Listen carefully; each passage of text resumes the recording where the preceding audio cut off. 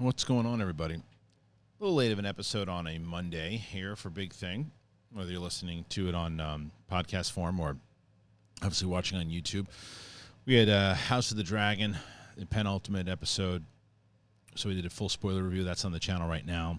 I had an opportunity to see the first 6 episodes, or the only 6 episodes, of Tales of the Jedi, the new animated Star Wars series, which I did my immediate reaction to. There's an embargo on the full review, so I just did my immediate reaction so far. So that's why I was going to put on a little bit of an earlier show today on Big Thing. But I was like, no, man, I got to get these 2 things out there first. And I did. So there's a lot to talk about today for sure. We have the new images from Creed. Obviously, if you saw the thumbnail and everything too, and what we think the movie's going to be. And in fact, I didn't even realize that that Majors was in this. I don't know why I didn't think that. Maybe it was announced and I wasn't as aware of him as I am now. Say with him as Kang, it's a bigger selling point for me, but we'll talk about that for sure. There's Halloween did okay, did fine. Black Adam was very close to getting a rated R. So we'll talk about that for sure. And what else? A few other things that hit. I mean, we'll talk a little bit about House of the Dragon for sure. Brendan Fraser was talking about jamming up traffic back with the George in the Jungle days and how beloved he is right now. Speaking of Halloween, David Gordon Green's going to be doing The Exorcist now. Is that a smart move? I don't know. We'll talk about that as well. So there's a lot. And a first look at Ralphie coming back for Christmas Story. So I'm pretty excited about that. I'm also excited for this.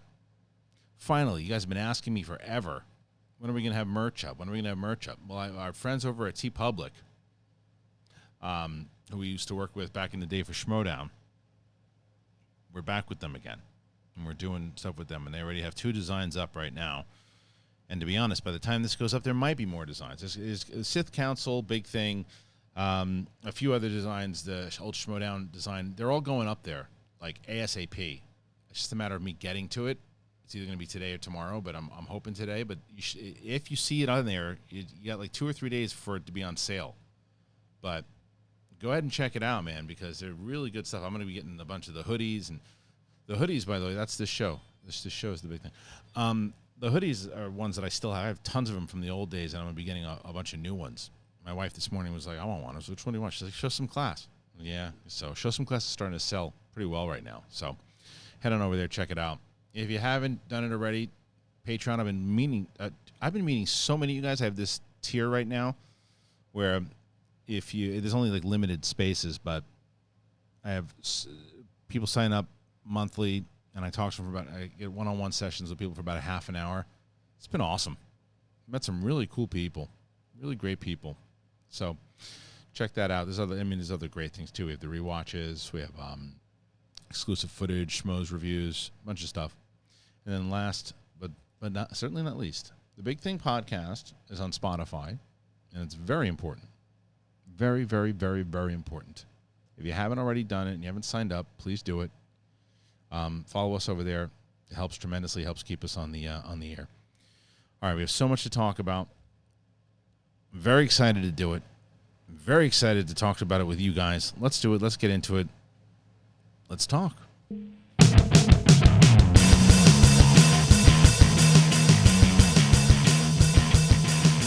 What's going on, everybody? Welcome back. I hope everybody's doing good.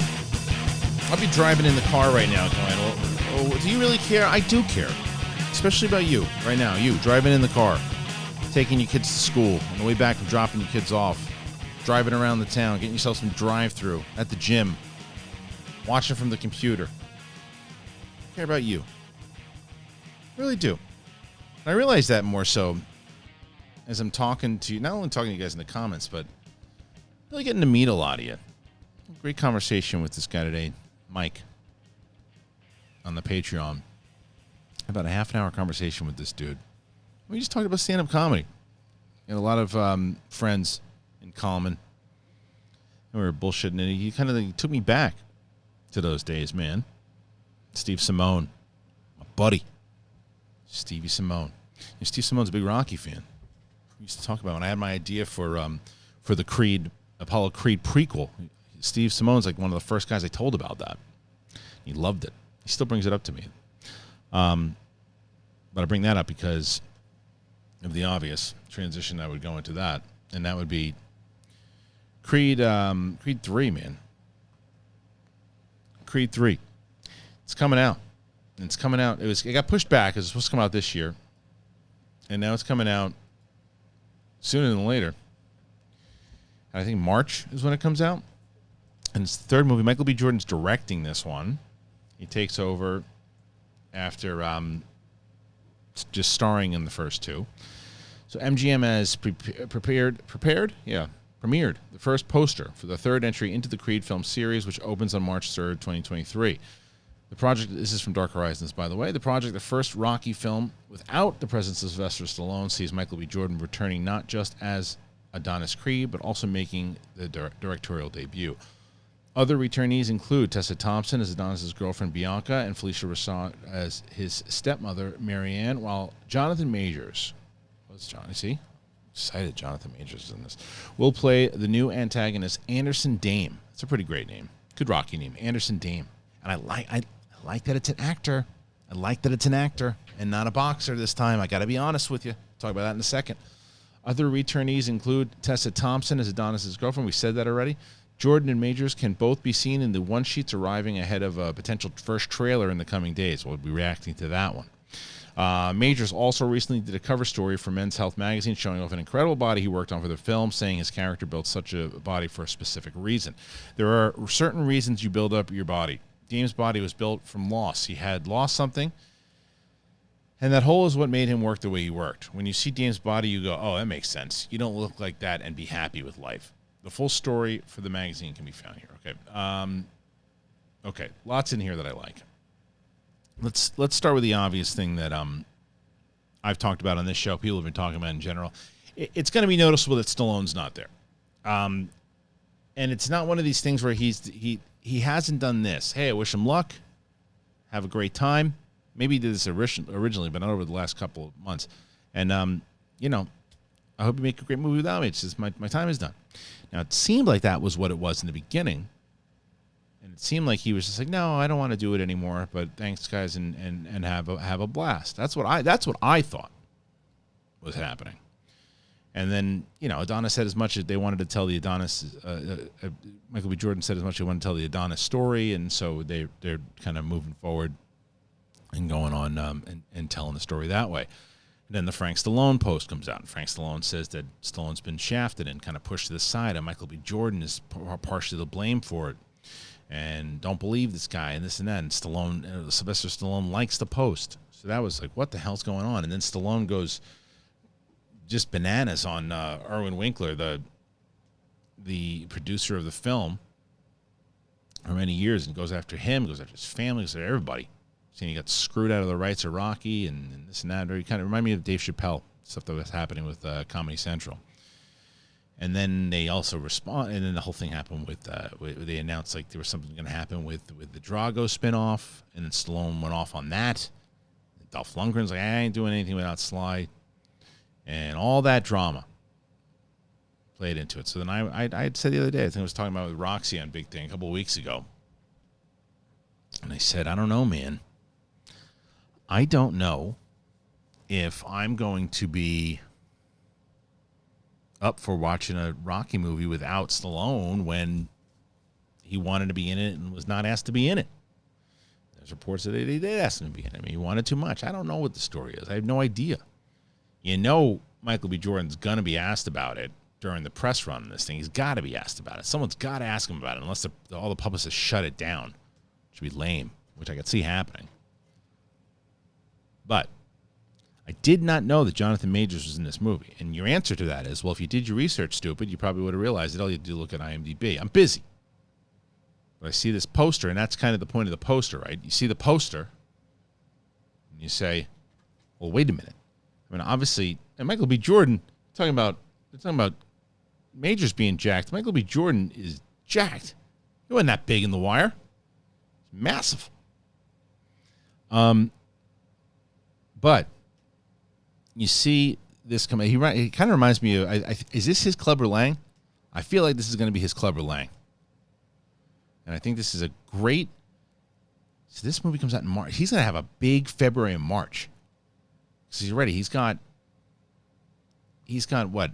Ant-Man coming out in February. But he had Loki come out. Loki, if you go back and watch Loki, he chews up those scenes, man. You watch him in those. And then he's going to be, and I've seen the footage or the trailer anyway, the kind of extended trailer for Ant-Man, and he looks terrifying in that. He looks really good in that. And then he's in this now. And hearing his comments, this guy's had a big loss. Everything. It kind of reminds me of like the Clubber Lang feel. So I mean, I love Michael B. Jordan. I really do. I've always been a big fan of Michael B. Jordan. It is going to be tough until you find out all the information with the Stallone thing. But that aside, I've always been a fan of his. But there's something about Jonathan Majors. It's a big draw. Big draw. And I think that's going to be something that I don't know why I didn't know that. Or like I said, maybe I didn't know that since he was cast. But the trailer's going to drop. We're going to learn more. Definitely a highly anticipated film for me. And I mentioned you got this movie and John Wick and Dungeons and Dragons and like two or three other things in March that are just stacked. I'm telling you, I was telling somebody the other day, we're just like it's been slower for a lot of YouTubers. I was talking YouTube. It's been slower over the last couple of months, right? Or in this space, not YouTube in general, but in this space, slower. TV was good. You had 4 big shows running at the same time, but it's not the same as like when movies are out. Like even when the Black Adam, I just saw Black Adam the other day, and I put out just a immediate reaction for that. And it's the most kind of traffic and new people we had come in for the show in a while, and that's because these things, they're based on movies. It's based on movies, the whole thing. Everything we do over here is based on movies. So it's starting to move and push, and 2023 is going to be stacked. So much coming out. And, entertainment in general, as I mentioned, if you couple that up with both Ant-Man and The Mandalorian's also going to be on at that same time, and then I've mentioned a million times over, and you guys, now if you've been listening long enough, you and casual fans or in the space or just listen to this podcast, listen to it, you're going to know that 2023 is going to be a really big year. Start from like February until August. It's going to be stacked. Most stacked since like 2018, 2019. I'm building this up, but I was looking at the release schedule, and I'm like, okay, I'm going to be busy. I'm going to be really busy watching all this stuff. Look at all. I mean, because again, I set kind of a new mantra for myself that when I started doing my new channel, it's got to be stuff I want to watch and stuff that I want to see and stuff I want to give a shot to, and that's this. Oh, and by the way, speaking of which, I'm getting a lot of comments about this. What happened with Lord of the Rings? The finale, no review. You review the last one, you review this one. So the last one, I didn't get a chance to finish. I did finish it, but I didn't get a chance to finish it in time. And by the time I did, I was reviewing a whole bunch of things like, I'll just review that one in the finale. And then I still haven't watched the finale to this day. So I still haven't watched it. As I said, I like the show. I think the last few episodes have been really good. I just don't feel about this show the way I feel about Andor and House of the Dragon. Well, you watched every episode of She-Hulk. She-Hulk was like 26 minutes. And, I'd watch it right before and I had to watch it for Capes and Cowls and stuff too, because I had stuff I had to talk about. Nobody else is talking about Lord of the Rings with me. I'm going to finish it though.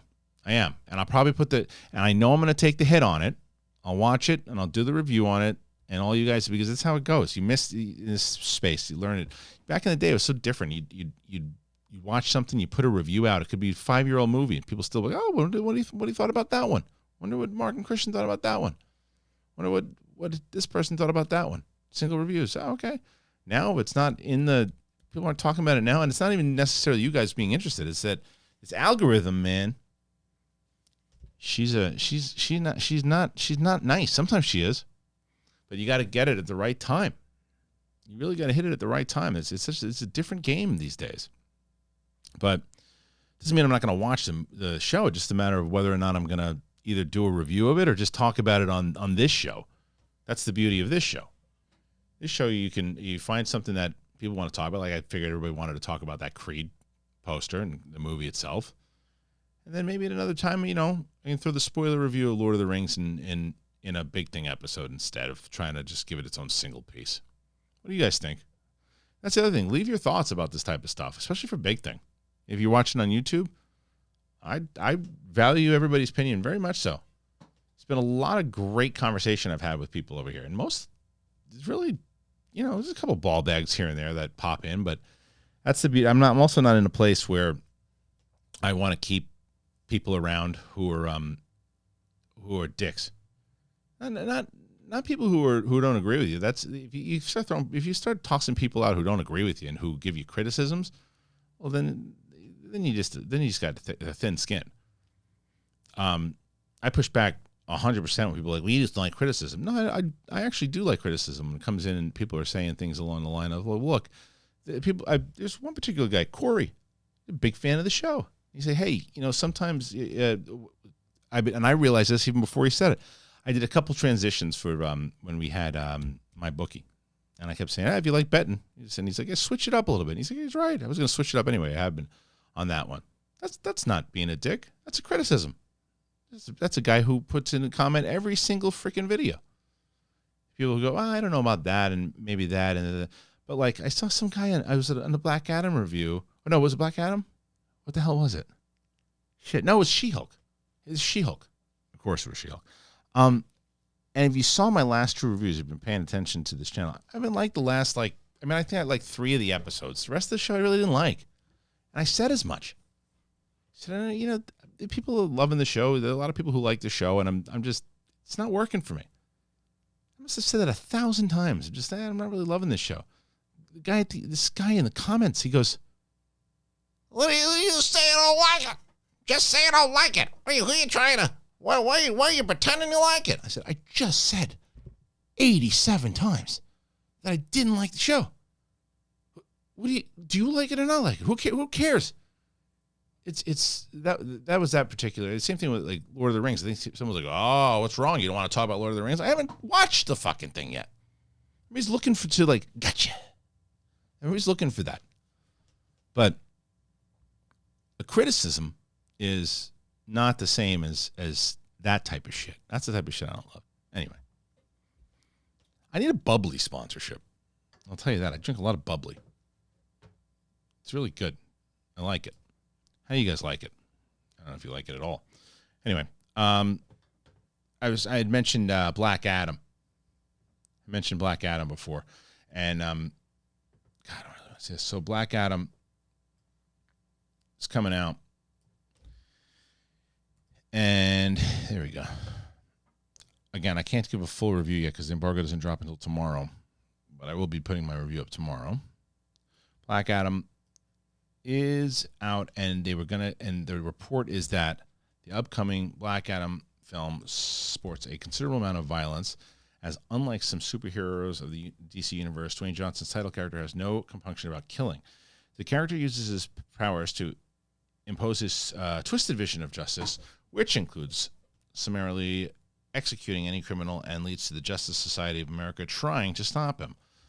Though it is rated PG-13, producer Hmmmm Garcia confirms to Collider that the sheer amount of slaughter in the narrative had the movie supporting an R rating for most of its production time. We really wanted to make sure that we honored the character of Black Adam. One of the things he is known for is his aggressive and violence, and to do a Black Adam movie that didn't have that. Just wouldn't have been authentic. So we always went into this knowing that we were going to push it as far as we could.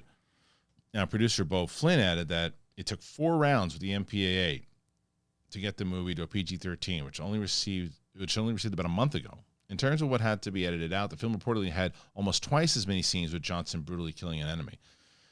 I hope we see the deleted scenes of those. We did have to make a lot of edits, actually, but we never compromised. We never had to cut a scene. You can't play it safe, and you have to go for it. And I think we have 4 or 5 of those memorable moments. At one point, we had about 10. And we were able to find some compromise with the MPAA on that. Though the R-rated version won't hit cinemas, could it come to home video? Flynn said there are going to be some features where we could release it on home video and streaming, which would be great.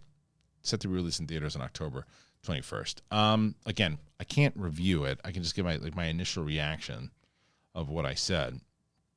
And what I will say is that it's very they stick to they going off what the producer said, they stick to that. They stick to the idea of he is a full-on ruthless killer. Absolutely. And there are a couple times you're like, wow, they're really going for it on this. My overall initial reaction, social reaction, was that I had a lot of fun. But that's the other thing.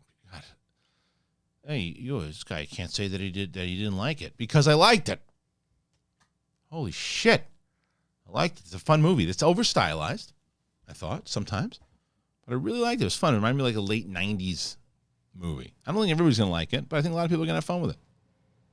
But we'll get more into the review tomorrow on Black Adam. But the fact that it almost got a rated R, I could see. I mean, you can definitely tell in this movie, though, there was a lot of care that went into it, and they really wanted to, like, they cared about this movie. This wasn't just a cash grab. This wasn't just a movie for them to say, all right, let's just put a superhero movie out and do it. This is a movie that Dwayne Johnson really wanted to make and love and handled with the style and that he wanted to do and the story that they wanted to tell. And John Michelet-Sarah, he's been buddies with, shot Jungle Cruise with him, and so this is a movie that was handled with care. Definitely say that. So the fact that they went through these many rounds with the MPAA doesn't surprise me at all. What does surprise me is that I didn't know more about Trade Coffee than I do now. Trade Coffee. Man, I mean, you guys know, I'm a huge coffee fan. Like I've been, I talk about it all the damn time. I have my mug. I have a grumpy mug from Seven Dwarfs. Love it. It's really great. And the fact that I have, I'm able to now get, I mean, I love coffee. I've been drinking it. I can't function, to be completely honest with you. I have my coffee that I drink in the morning. And if you guys don't, you have to check out Trade Coffee. So if you don't know what Trade Coffee is, it makes it super easy to get the best coffee. It's delivered fresh from the finest local roasters around the country. So a lot of times you go into a coffee shop, and that's good. It's cool. It's not, but I certainly can't do that all the time. Now, if you're looking for like a delicious local coffee shop taste on a daily basis, very easy to get it with Trade Coffee. If you've been getting your coffee from the grocery store and drinking the same coffee every day, try something new. Try something better. Trade Coffee. It's so easy to get fresh roast delivered right to your doorstep from local roasters around the country, and you do this with Trade. It's a coffee subscription, and it's great. It's very smart, and I love that they're doing this. It makes it very simple for you to discover new coffees, and it makes your best cup of coffee at home. I went through it, and I went through that when I was picking it out. And you can pick the type of coffee that you like, and you pick your flavors, and they send it to you. And whether you already know what you like or you're new, you want to try some new specialty coffee and you need some help, Trade makes it easy and it's convenient to discover new coffees. They just send you ground coffee or whole beans, however you like it. They just make coffee at your home. It's great. I like I like a little bit of a dark roast, and that's what I've been doing. That's what I had. They sent it to me. It's delicious. Smells up the whole house in such a wonderful way. It does make me. It smells like a coffee shop. I've been doing it in the office too.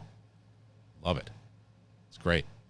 So whether you're getting started or you're just a coffee aficionado looking to discover something new, Trade Coffee, it guarantees that you're going to love your first bag, or they're going to send you a new one for free. They're not going to send you a new one free because you're going to love it. They would, but you're going to love it. It's really good. I'm telling you, we did that dark roast here. Brett was dancing when he came in here, smelled it, started doing a dance. So upgrade your coffee today with Trade Coffee, and let them take the guesswork out of finding your perfect cup. Now, right now, Trade is offering our listeners a total of $30 off of your subscription plus free shipping at drinktrade.com/bigthing. That is drinktrade.com/bigthing for $30 off your subscription to the best coffees in the country. drinktrade.com/bigthing. Man, excited to have them. We've been getting, you guys have been really taking care of us. Why do I say that? Well, because like I said, when I decided to go on my own, back when we did SEN Live, I had to figure out a way to keep everybody employed and do all that. We came up with the Schmobot. We came up with all that stuff, and You guys made your voices pretty clear. Didn't like it. I didn't like it. It works for it. It works for what SEN is doing today, but it doesn't work as the daily show all of the time, right? So we had to figure out a way to kind of overall do it, and whether it was with all the different things that we've had to do with, YouTube, building up, making sure that we built up our subscribers to get the monetization, to do all that, and also make sure that we got the sponsors that we like, that we love. And it's because of you guys, because you're subscribing, leaving comments, doing all that. I mean, look, as you saw on the bottom, Carbon Health. Carbon Health sponsors a show every Monday. We love them. If you didn't, and you know Carbon Health, you have all the locations across the country, and they're able to. They really are so helpful when it comes to, picking out medical providers and being there for. Being there on the spot when you have questions, and the amount of being able to take tests and doing things on a spot, and it's like that type of stuff. The fact that we're able to work with such great sponsors right now, it's all because of you guys and the fact that you're listening. Yeah, and talk about my energy's been through the roof. Athletic Greens, Trade Coffee. I'm cooking. All right, let's move though. Let's keep going. What we got next? The Black Adam. That one we did. All right. So what is the? I'm so excited for that. I keep seeing this freaking. Keep seeing Creed. I'm like, all right, more. All right. Let's talk about this. There's a lot of talk about this day in release of movie, and the people think that Halloween suffered from that, right? The release it in the theater, release it on Peacock at the same time, and it could screw you. Oh, well, you know what? I'm going to come back to this because there's a new story that just came out. CAvill is talking Superman. CAvill and a writer wanted for new Superman. Okay, let's do this. Let's do this first, and then we'll get to the other one. Hold on a second. There he is. Okay. Here's the story by Garth Franklin. Just came in. Hell, I might even lead with this one, depending on what it is. Warner Brothers reportedly has an intense desire for Henry Cavill's iteration of Superman to come back for a new project. Let me follow that up with no shit. The news was revealed in a new feature piece in The Hollywood Reporter, which goes into the future of DC. The Superman project would essentially be a Man of Steel sequel, and it's being produced by Charles Roven. Writers are currently being sought for the project, with Christopher McQuarrie, who worked with Cavill on 2018's Mission Impossible Fallout, at the top of the most wanted list. Let's call it what it is. He's going to get it. I bet the bank McQuarrie's going to get it. Come on. McQuarrie wants it. He's going to get it. No official outreach has been made at this time. McQuarrie's commitments to the next two Mission Impossible films might not make it feasible. Okay. Well, there you go. The trade also confirms reports that Dwayne Johnson is definitely at the center of Cavill's return to DC. The idea of Cavill returning for a Black Adam cameo came out earlier this year.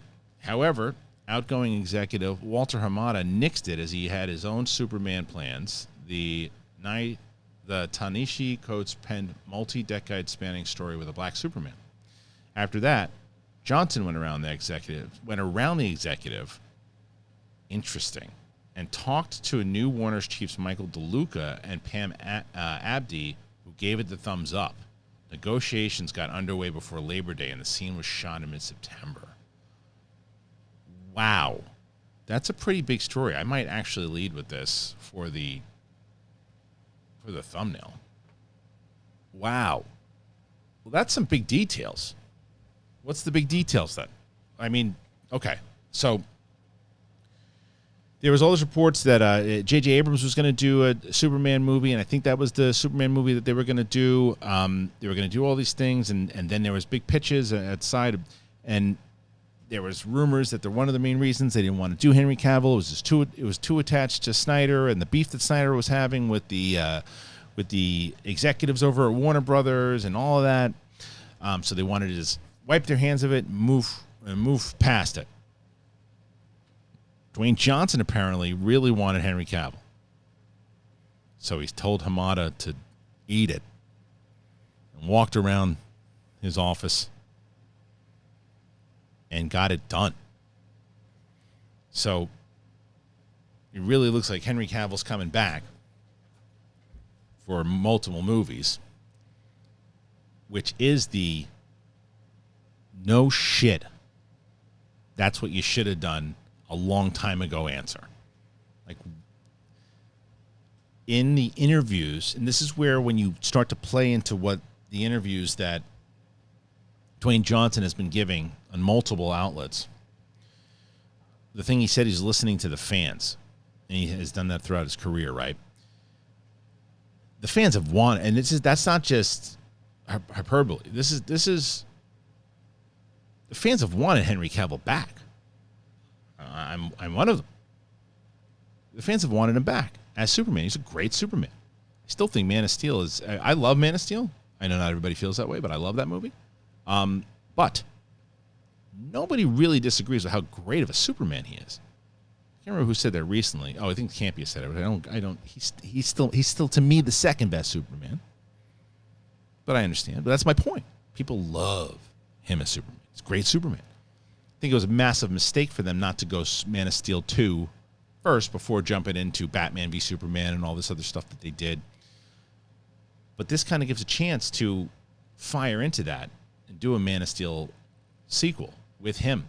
He said he wanted to play Superman for a very long time and wanted to continue. He never said he was done with the role. Never in an interview was like, I'm past it. He's wanted to do it. Clearly, Hamada and all these other people didn't want to do it anymore, so they wanted to try to go in this new direction. This is the move. This is the move. Look at the hype just around the potential of if he's going to show up in Black Adam. Everybody losing their minds. The fact that he was going to, they thought he was going to show up at Comic-Con. People losing their minds. The fact that people thought he was going to be announced at the MCU during D23. People were losing their minds. People want to see Henry Cavill. And they definitely want to see him as Superman. So now the fact that the writers, they're going to be looking for writers pretty soon, you got to get the right writers to do it. I think Dwayne Johnson, he's made it very clear that he wants to be in charge here. And I think that this is going to be, they're going to wait a little bit, even a little bit more now to see what Black Adam's going to do this weekend when it comes out. If this movie does well, like really well, like crushes for them, they're going to give Dwayne Johnson the keys to the castle. And they're going to go, okay, dude, do what you got to do. You want to reboot the DC? You want to do what you got to do? You want to run it with your vision? Go ahead, because he's been talking about that. And if he's the one who's pushing it forward and getting all this stuff to happen, but if it doesn't do very well and it just does okay, then they might not give him that much power. They're still going to do the Man of Steel movie. I think they'd be stupid not to. But who knows? Warner Bros. Has been making some stupid decisions lately. But maybe this is a way. This is kind of a good graces back. Because again, Black Adam does really well. Shazam looks pretty. I thought Shazam the new one looked pretty good. The trailer. The Flash is supposed to be incredible. Blue Beetle to me is one I'm most anticipated. That's because Sholo's is a buddy, and I think Sholo is a massive star. So that one, I'll be upfront with it too. Like for that movie, I'll give my immediate reaction, those things too. But it's one of those things where you're gonna go, oh, how much can he actually critique that movie? I'm gonna be looking at it with different eyes, obviously, because I'm rooting for that kid. I just think he's a fantastic dude. But I love the story that they were telling, that he's telling me that they're gonna do, or he didn't necessarily say it inside the interview, but he said what he was describing the comics, and it sounds interesting to me. But coupled with all of that, the idea that Henry Cavill could come back, I don't know, man. They look like they're in pretty good shape right now. What do you guys think? Go ahead and comment. Tell me what you think down there. I think I'm going to leave with this one. Dwayne Johnson. I don't know. I don't know how we do it. I don't know how we do that. I'll think about it before I put it up. I don't know, maybe this or Creed. I don't know yet. But good stories, nonetheless. Okay, so now we can probably get back to that other story then. If I was talking about that one. Yeah. So the the day of release, they have this. They put it out in the theater, and then they put it out on Peacock for Halloween, and it just did okay. Right. So, freaky filmmaker blast day and date releases.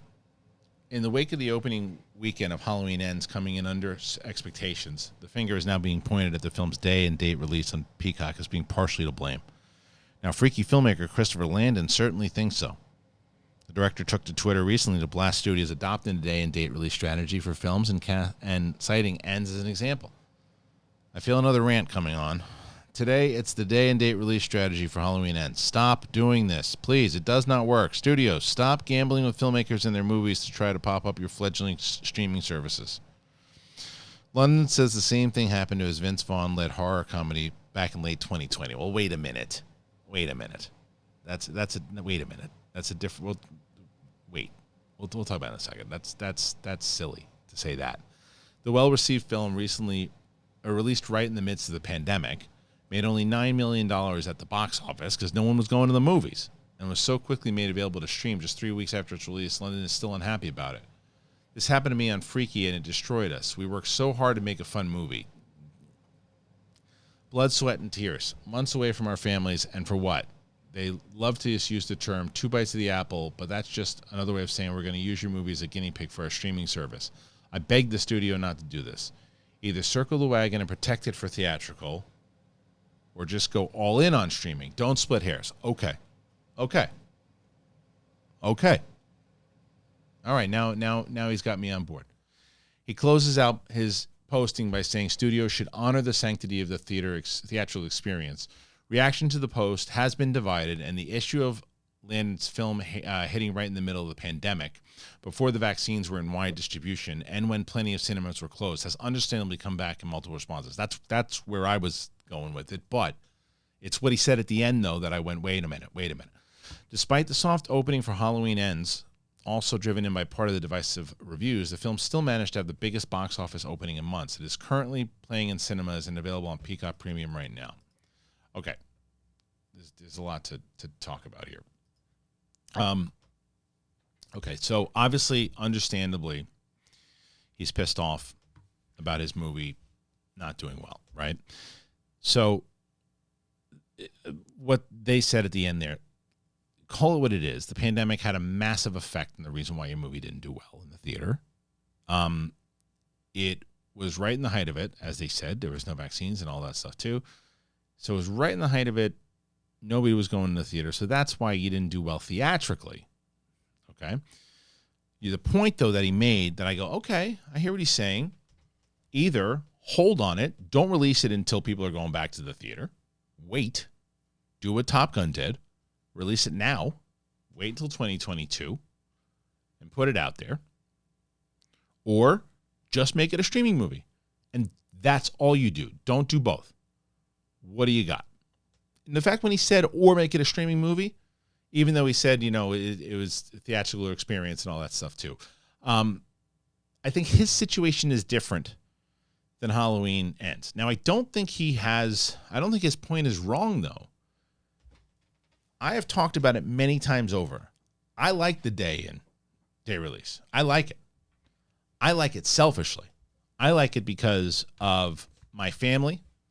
I like it because and not necessarily for Halloween Ends, but if there's certain movies and stuff that come out the same day that I can't go out and take the whole family to see, my wife and I can watch a new movie together because we can't go out to the theater a lot. That's what I loved. And I loved it during the pandemic. I thought it was great during the pandemic because I wasn't going out and I wasn't doing that stuff. But that being said, on a business side, as much as I selfishly would love for all the movies to come out at the same day in case I couldn't see them, I do think the 45-day window is a good plan in general. I think Top Gun waited too long, but I understood. They wanted it to make more money in the theater. So for a business side of things, I was surprised when they said that they were doing the Peacock thing with Halloween. I think that what happened was because Halloween Kills probably did very well for them on Peacock, as he says, I don't know how well Peacock is doing. It can't be holding up with the likes of HBO Max and Disney Plus and Netflix. So they got to do what they can to get people to chime in on it. Like, for example, my sister-in-law, I think she watched it on Peacock. She didn't go out to the movie theater to see it. And and a lot of people chimed in. I'd like to see what their numbers were on the streaming side of it, but it definitely hurt the box office. There's no doubt about it. I don't think it was just the fact that it wasn't that good. There's a lot of shitty movies that aren't that good that people go out and see. I do think that because the last one, that's the other thing. The last one was not good. Some people liked it, but for the most part, it was not good. So people were like, you know what? That last one wasn't that good.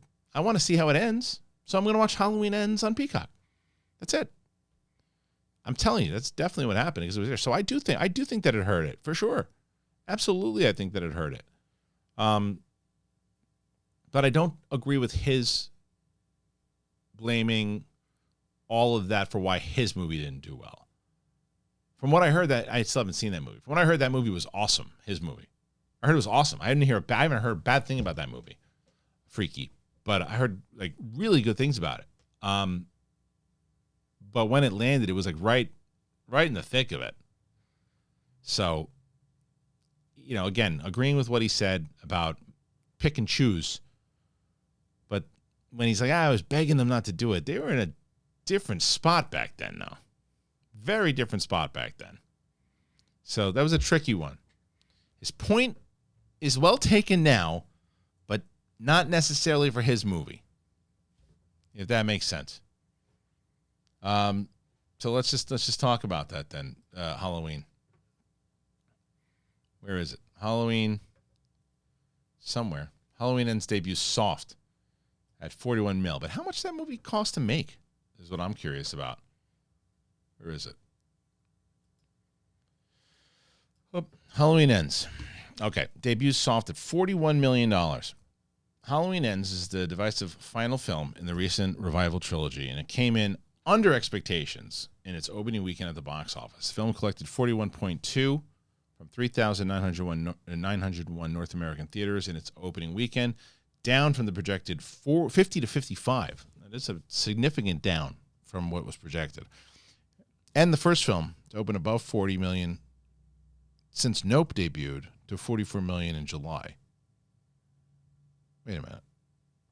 Is the first film to open above 40 million since Nope in July? Is that true? What else is... Did no other movies come out in... No. Oh, Nope. I'm so confused. I was thinking of... Okay, that makes sense. Nope. I was thinking of the other one, the one with Bob Odenkirk. What was the one with Bob Odenkirk that came out? I can't remember. But that's what I was like, wait a minute. That was a year ago. Nope came out in July. Okay, that makes sense. Okay, so it made 40 million and Nope did 44. Okay, it's thought the film's day and day release. Nobody is what I'm thinking of. It's thought the film's day and day release on Peacock ate into its box office returns, which again, probably true. The film reportedly became Peacock's most watched series or film of all time over a 2-day period, but Universal didn't offer any more data. That's the pick and choose right there, right? Again, I have the habit of doing this, reading this and talking as I'm going through it. But internationally, the film made a further 17.7 million, leading to a global debut of 58.42. Pretty good for a film with a budget of 33 million. Not so good was a terrible C+ cinema score, the worst grade of the trilogy. The R-rated thriller Smile continued a strong run at the box office with 12.4 million, a 33% drop in its third weekend of release. It has grossed 137 million worldwide. Very good for a film with 17 million budget. Lyle Lyle Crocodile was third with 7.4, 34% down. Woman King and The Star-Studded Amsterdam. That had to have been a terrible scene. Yeah, that movie. That's a movie that had no business being in the theater anymore. We're not living in that time anymore. That is a Netflix movie at this point. I hate to say it. Now, I would have gone to see that movie in the theater, regardless. Talking about Amsterdam. Love that cast. That is not a movie that is going to make you a lot of money these days. It's not why people are going to the movies anymore. It just isn't. I don't care if you're a film fan. I don't care if I want to see it. Most people are not going to see that in the movie theaters. The game has changed dramatically. It always changes. It changed even dramatically in the last 3 years. People are not going to the movies for those types of movies, especially when you can find movies like that a dime a dozen on streaming now, and you get really good quality. Back in the day, the streaming movies were not that they weren't that good. Now, you can find really great movies on streaming. You're not going to the theater to see them unless it's a big experience. Doesn't surprise me. Halloween Ends, they keep saying how disappointing it is. It made money. It made money. It was down from the projected. I think that movie, I will say this, that movie is a success. It's made 56, whatever it was. The budget was 35 or whatever the hell they just said it was. And it made a profit on it. It'll continue to make a little bit more as the holiday season continues on. But the biggest thing, though, did the day of release hurt it being on Peacock? It did. But was it beneficial to them? It was. So is it a loss for them? No. They made money in the theater, so they lost a little bit of money, with what was projected. They still made it up over the next couple of days. And then they kicked ass on Peacock. So was it a disappointment? I don't think so. It might have been the right strategy after all. I don't know. What do you guys think? Very curious to hear what you guys think of that one, because that one's fascinating to me. Not sure. I don't know. Who's the one that always kills it's usually Jason that kills for the teenagers are always fucking, right? I think so. It's usually Jason. Yeah, Jason's always sees the teenagers banging and he kills them. I don't know if he lets them finish or not, but problem is they weren't using JOYMODE. They're using JOYMODE. They could have fought Jason off. JOYMODE. You don't know JOYMODE? I've been telling you about JOYMODE. It's great. It's really great. A lot of times and I know that a lot of people have been you're standing around you're at that gas station. You look over, you see those packets. Oh man, it's got those hard-on pills. I'm going to get some of those. They're cheap. It's easy. Those things at the gas station are terrible for you. So bad for you. You have no idea. Even some of the stuff that's over the counter is bad for you. JOYMODE's awesome. It's like a pre-workout for sex. It really is. It gives you that boost. And I don't have problems. It's not about having problems. I'm telling you. It's about it's like a pre-workout. Do it. Sometimes you take the supplement. This time you take a supplement and you get excited. And you go all night. Not even all night. Just one shot. You're done. You don't, like the other places, sometimes you have the 4-hour hard on. You don't need it here. It won't happen. You do. You excited. You start the energy. You start the booster and you move. It does though. It is a dietary supplement. And it's natural. It's awesome. I love it. Just if you want to get percentage off, you want to get 30% off, use joymode.com/big thing. Use joymode.com/big thing. I'm telling you, you'll love it. Everybody who I've told about this stuff, and I keep getting people like, okay, didn't know, just thought you were just hawking it, but I tried it, and my partner and I had a great time. So give it a shot. JOYMODE. Love JOYMODE. Use joymode.com/big thing. You won't regret it. All right. Moving on here. And also talking about, where is this thing? What should we talk about to close it out? I don't know. We'll finish on with David Gordon Green, who directed Halloween Kills, Ends, Halloween. He's doing Exorcist. And I don't know, man. First of all, I don't know why. Why would you want to at this point? It's kind of like you're going to be pigeonholed now. Rebooting stuff. So this is from Dark Horizons. Having just directed a whole new Halloween trilogy, you would think the filmmaker David Gordon Green would like a break from horror legacy franchises. Thus, it came as a surprise a while back when he was announced that he would be directing a similar style revival of the Exorcist franchise, again for Blumhouse Productions. Speaking with The Hollywood Reporter, Green revealed that he actually was considering doing a completely different project before Jason Blum offered him the chance to direct the new Exorcist, which aims to be the first of a new trilogy serving as a direct sequel to the original. So he's doing the same thing. If anybody's followed my career, I've always doing left turns. Once I feel comfortable, I've got to get out of there and find something that I don't know and that is dangerous and vulnerable, and that's the stuff that really appeals to me. Fortunately, I've been able to exercise that through a lot of comedic work on television, some other things I've been able to do in between horror projects, but I really did have an intention of saying, I'm going to push pause on horror as much as I love this genre. It's been good for me as a creative and financial standpoint, for sure, but it was just time to move on until the perfect property and the perfect idea happened at the same time. Part of the appeal for him is the upcoming films will be extraordinarily different from his Halloween movies. I guess it's in the subgenre of horror, but dramatically, I'm approaching it very academically, so we'll see. It's bringing a lot of the same team together in teams of makeup and effects team and a cinematographer, but at the same time, we're bringing in a new group as well to complement and evolve in different ways and to make sure it doesn't feel redundant or repetitive. Green is directing from a screenplay, co-writing with Scott teams Danny McBride and Peter Sattler, while Oscar winner Ellen Bernstein is returning to the franchise by reprising her role as Chris McNeil over 40 years since the original debuted in 1973. The first Exorcist is probably one of the most terrifying movies of all time. The first one. I don't even know if I've ever seen the second one, to be honest with you. I just don't hear good things. But they're not even going to have, this is not even going to be a sequel to that. It's going to be a sequel to the first one. Yeah, I don't know. It's hard to say because I liked the Halloween 2018. I really did. Halloween Kills, I thought, was atrocious. I know a lot of people don't agree with this, but I think Halloween Ends is better than Kills. Much better.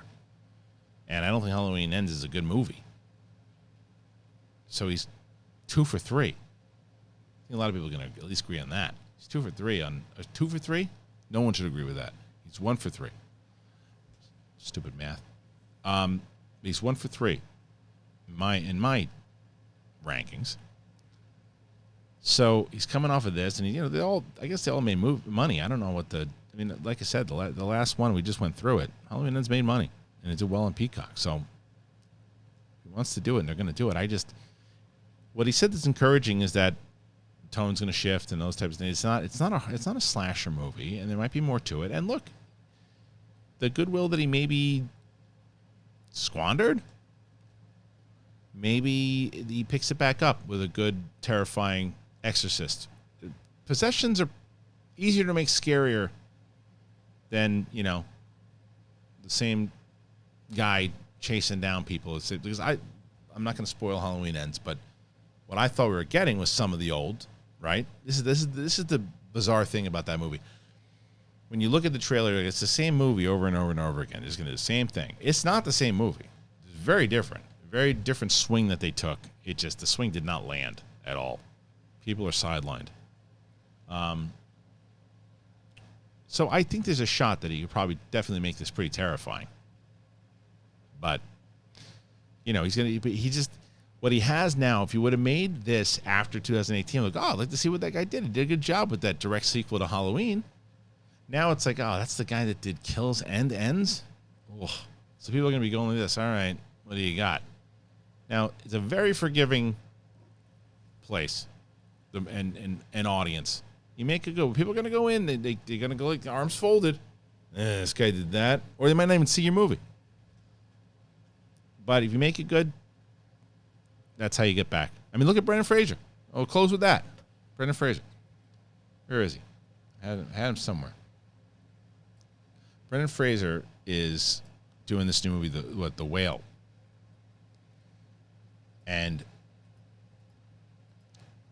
so he talked about George of the Jungle and how, I guess, he was, where was he? He was at, in San Francisco when they did this movie. And so Brendan Fraser appeared at the Mill Valley. I just went to Mill Valley not too long ago. Film festival over the weekend to promote Darren Aronofsky's The Whale and accept the annual event's Lifetime Achievement Award. Now, talking to the media on the red carpet beforehand, the actor issued an amusing apology to the nearby city of San Francisco in relation to something that happened over 25 years ago. There's a traffic jam caused by filming of his 1997 comedy, George of the Jungle. In the film, George goes to rescue a parachutist tangled in the San Francisco-Oakland Bay Bridge. Turns out there was a problem, which Fraser describes, though erroneously refers to it as being the Golden Gate Bridge. 2, SF Gate. I have almost an apology to make. Disney put a mannequin hanging by a parachute from the uprights. They brought traffic to a standstill on either side of the bridge. My trailer was on the other side in a parking lot. I just remember watching the Golden State Bridge. There's this dummy parachutist hanging from it. I had the TV on, and Oprah got interrupted because there was a special news report with the helicopter saying a parachute is dangling on the bridge. And I'm going, wait a minute. I'm looking at the helicopters and TV. Somebody didn't pull a permit. Somebody's going to get in trouble with the mayor's office, so I can only apologize for that. So that said, my bad. It won't happen again. It's pretty funny. Leslie Mann and Thomas Hayden Church co-starred in the Tarzan spoof, which I love that the fact that George in the Jungle is in the news again because of Brendan Fraser. But my point of all that is we love a comeback story, right? And we're pretty forgiving because Brendan Fraser was in the he was the big guy. He was in all these movies, he did these things. He was in School Ties, and he was in The Mummy, and then he just disappeared. People are like, where did he go? I miss Brendan Fraser. He popped up here and there. I think he was in that show, The Affair. He popped in a couple other things. He's supposed to be in Batgirl, right? Is it Batgirl or The Flash? I can't remember. I think he was in I can't remember. He was in one of those movies. Either way, pops back up now, and he's getting rave reviews. He's going to probably get nominated for the Whale movie. And he's back. So we're forgiving peeps. Anyway, that's the episode today. Thank you for joining me, and thank you to our sponsors today, and thank you to Carbon Health for sponsoring this episode. We love Carbon Health. Make sure, if you didn't already know, Carbon Health, a lot of different locations, Carbon Health, and we love them. It's very hard to get to find good care here in the States, and they help out. They help out tremendously. So check them out. Website is in the description for carbonhealth.com. Once again, if you haven't already, Patreon, please check out Patreon. We are at patreon.com/thebigthingshow. And show some class and get a Show Some Class shirt. That alone is, whether or not you love the show or not, walking around wherever you are with a Show Some Class shirt, you're going to feel good about yourself. And the Flouse is up there too. So thank you guys very much for joining me here today. I appreciate you. And we'll see you on the flip side, everybody. It's The Big Thing. Thanks for checking me out. Peace.